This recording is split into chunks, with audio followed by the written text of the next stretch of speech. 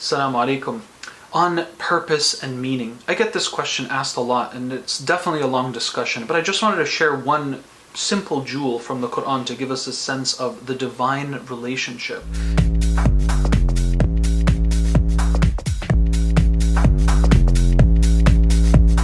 Now, according to the Quran, we were all present with Allah subhanahu wa ta'ala, and we testified as spiritual beings to Allah's lordship.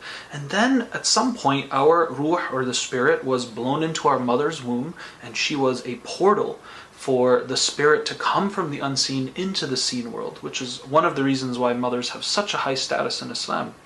And then you were born and came into the body, and here we are, living out our life destiny. Now some people go, well man, I didn't choose to be born, right?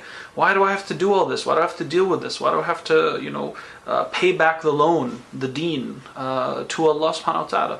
Well, number one, this verse can be understood as everybody who's here actually chose to be here, because Allah subhanahu wa ta'ala asked us if we wanted to be here, just like He asked the mountains and other objects in the universe, do you want the agency and willpower and freedom of choice? And they all said, no, we don't want it. But the human being took it on. And that could also mean that each of us was invited into existence and we accepted the invitation. So on some level, we were invited into existence. Now whether you remember saying yes to that or not, according to the Quran, we kind of did. And even if we weren't asked, Allah subhanahu wa ta'ala still invited us. And the point here that we need to focus on is the miracle of life itself, and that consciousness, the power of just saying I am me, and I want this, and I like this, and being able to see and think and understand and desire. Consciousness itself is a gift. Existence itself is a gift.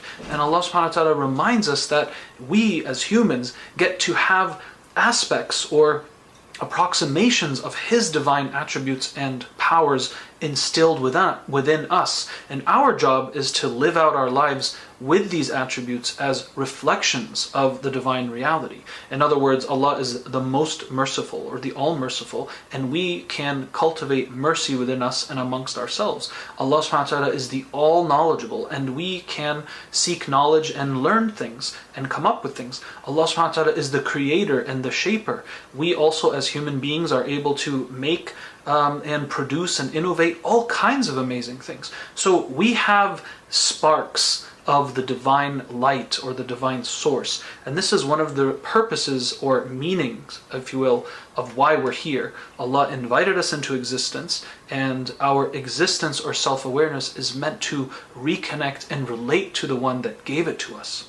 Now the other thing that I want to mention here, which is really important, is some of us have this idea of, well, if Allah already knows everything, then why are we even here, and this and that, and why didn't He just, get it over with already and put us in paradise? Well, because one of Allah's names is He is the most just and the most wise. And the point here is that even though Allah knows everything, we don't. So we have no idea what kind of a life we're going to actually live out until we live it out. I mean, imagine if you were born in hell and Allah told you, well, by the way, you're here because if you lived out your life with your free will, you probably would have ended up being evil, and that's why you're here.